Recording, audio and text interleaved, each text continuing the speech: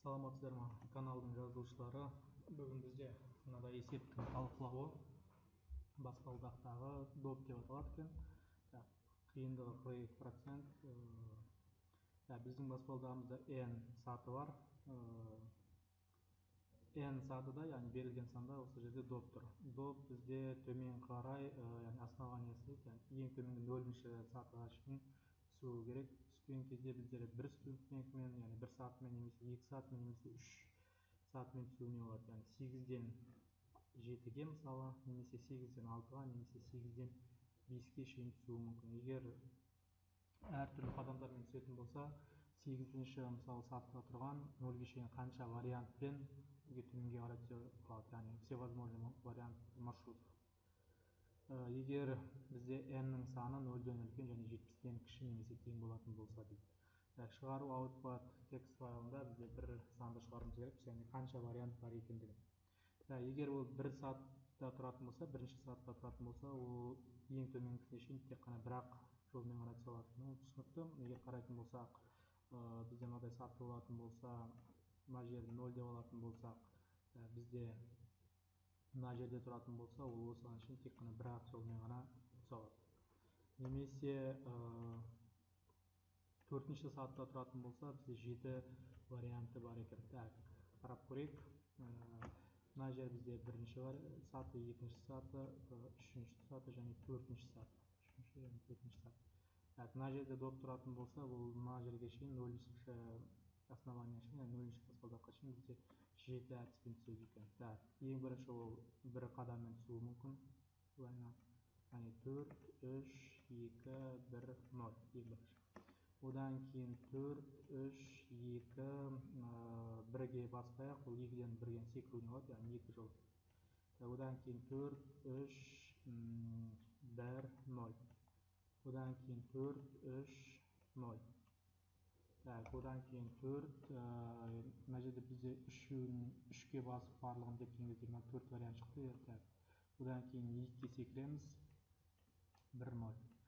4-тен 0-ге ол түсе алмайды, өйткені мана айттық 3 аралығы 3.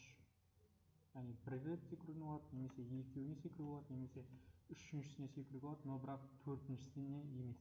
Сондықтан 4-те 0 дейтін ол жерде жоқ вариант. 4, 2, 0. Одан кейін бізде 2 вариант осы вариант. 2-де одан кейін 4, 1, 0. Яғни 7 вариант шығады екен. Сатылардың саны көбейген сайын бізде варианттар да көбейе береді. Мына жерде динамикалық программалау дейтін бар. Динамикалық программалауда қарайық.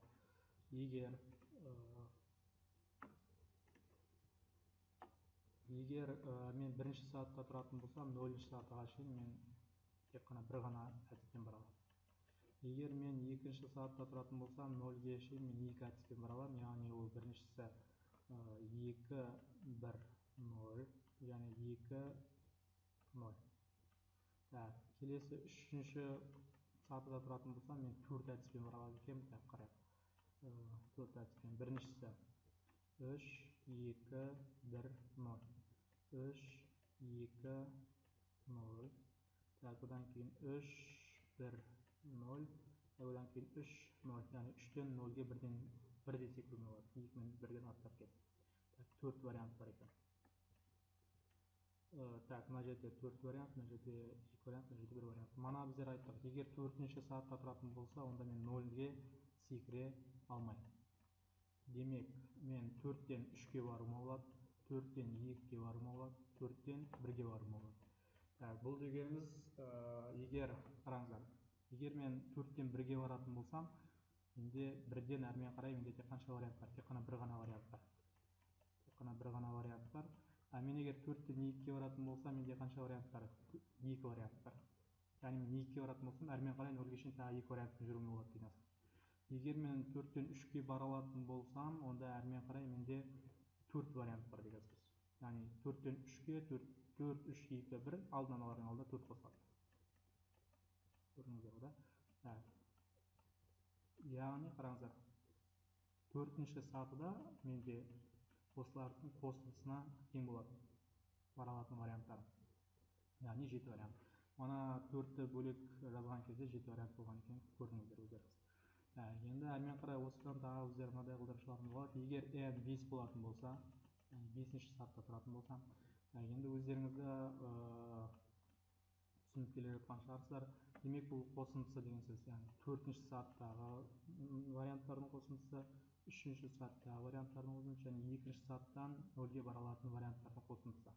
5-тен 2-ге дейін ғана бара аламын, 1-ге секіре алмаймын, өйткені арақашықтық 4 болды. 0-ге де секіре алмаймын, арақашықтық 5 болды. Демек осы 3 варианттың қосындысы деген сөз. 4-ші вариантта, 4-ші сатыда бізде 7 болды, мына білесіздер. 3-ші сатыда 4 болды, және 2-ші сатыда менде 2 болды. Демек 9, 13 вариант болады 5-шісінде. Яғни есептің егер нақты келтіретін болса, есептің шешімі бұл n деп отырғанымыз n1 минус 1 плюс n минус 2 және n минус 3 деген сөз. Так, енді бұл жерде біздер n1-ді және n2-ні және n3-ті өзіміз алдын ала жазып алуымыз керекпіз. Әрмен қарай осыларды пайдаланып біздер келесі n-ші қадамды шығаратын боламыз. Бұл динамикалық бағдарламалау деп аталады. Алдағы уақытта динамикалық бағдарламаларда да есептер болады. Ең бірінші есеп осы динамикалық бағдарлама осындай есептер. Так, былай қарасақ есеп өте қиын сияқты, мысалы көптеген варианттар болуы мүмкін, но жазу арқылы келтірген кезде тек осындай ғана нақты заңдылығын таптық. Так, демек 70-ші вариантта 70-ші сатыда болған кезде бізде яғни егер 70 болатын болса, бізде ол 69-ші сатыдағы варианттардың шешімі плюс 68-ші сатыдағы шешім және 67-ші сатыдағы шешімдер деген сөз. Өз кезегінде 69-ды осылай жүктеуіміз болады, 68-ді немесе 67-ді осылай жүктеуіміз болады. Так, егер программасын жазатын болсақ, жазып көрейік.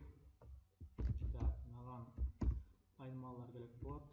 Бірінші n1 және n2 және n3 және n-ден, яғни текущий сатыдағы, яғни ағымдағы сатыдағы. Бізде int 64 дейтін тип бар, басқа integerден немесе long int'тен бұл типтің диапазоны көбірек. Одан кейін бізге циклдың параметр ретінде i және енгізілген сатының саны ретінде n. Бұларды біз integer деп алсақ болады. Integer. Әрмен қарай begin end. Берілген сатының номерін оқып аламын, яғни n-ді оқып аламын. Енді мына жерден қараңыздар. Егер менде n 1-ге тең болатын болса, мана айттық 1 вариант. Егер n тең болатын болса 2-ге, онда менде 2 вариант. Демек case дейтін таңдау оператор бар, соны жазайық. Таңдау кілті ретінде n-ді жіберетін боламыз. Егер 1-ге тең болатын болса, мен шығарам write шығарам. Егер 2-ге тең болатын болса, write 2. Егер n 3-ге тең болатын болса, write 4 шығарамыз. 4-тен 3-тен әрменге қарай қадамдар бізде манағы формула бойынша есептеледі. Демек, менде n бірінші шешім n 1-ге тең, n 2-дегі шешім 2-ге тең, және n 3-дегі шешім бұл бізде 4-ге тең. Мына жерде else, егер ешқандай вариант сәйкес келмесе, мына варианттардың ешқайсысы. Мына жерде бізде былай да жасауға болады, яғни 0 болатын болса, бірақ есептің берілгені бойынша бізде 0-ден үлкендейді, демек 0-ден 0 дейтін сан болмайды. Әрмен қарай for 1-ден бастап n-ға шейін цикласпаймыз. Бұл жерде 1-ден бастап n-ға шейін цикласпаймыз, өйткені біздер 3 варианты уже белгілі. Демек 4-ден бастаймыз. To n begin бірнеше операторлар болады, сондықтан begin end боламыз. Келесі қадам, яғни n дейтін қадам бізде n1 плюс n2 плюс n3-ге тең. Енді бұдан кейінгі циклдың қадамына біздер мына осы варианттарды дайындауымыз керек. Яғни n1-лерді мен жылжытамын. n1-де отырғаным n2-ні меншіктейтін болады. Так, n2-де отырғаным n3-ні меншіктейтін болады. Және n3-де отырғаным менде меншіктейтін болады, n-ді меншіктейтін болады. Келесі қадамына дайындап жатырмыз, түсініп тұрған шығарсыздар. Так, шамалы форматтайтын болсақ,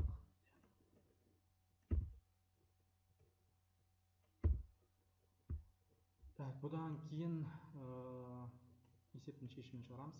Так, мына жерде деген болсын. Бірнеше оператор болады. Мына жерде. Так, шешім бізде write n. Орындауға жіберіп қойып тексерейік. Так, егер қадам саны сатының номері меншіктеу, саттардың номері. Так, мына жерде бір n тұмдық кетіп өткен кейіздің өзінің бір n болады.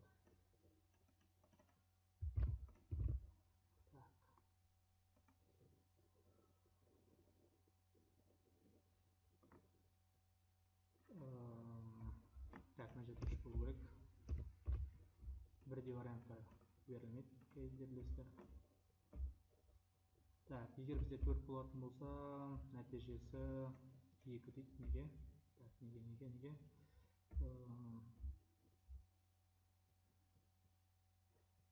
Так, мына жақта n2 деген кезде мына жерде қараңыздар, қалып қойған n. Так, егер 4 болатын болса, менде 7 вариант. Көріп тұрсыздар. Егер n мысалы 5 болатын болса, менде 13 вариант. Мына есептеп шығардық, 13 вариант. Егер мысалы n менде 10 болатын болса, көріп тұрсыздар, 274 вариант бар екен. Ең үлкен сан менде мысалы n 70 болатын кезде мынадай вариант болады. 2-ден басталады, мынадай вариант болады. Бұл есепті біздер ASMP дейтін жүйе бар, алдында айтқанбыз. Осы жүйеге салып тексеріп көрейік. Так, Pascal адрес таңдалып тұр. Отправить. Так, тесттен өтті. Так, барлық тесттерден өтті, көріп тұрсыздар. Яғни есептің шешімі дұрыс.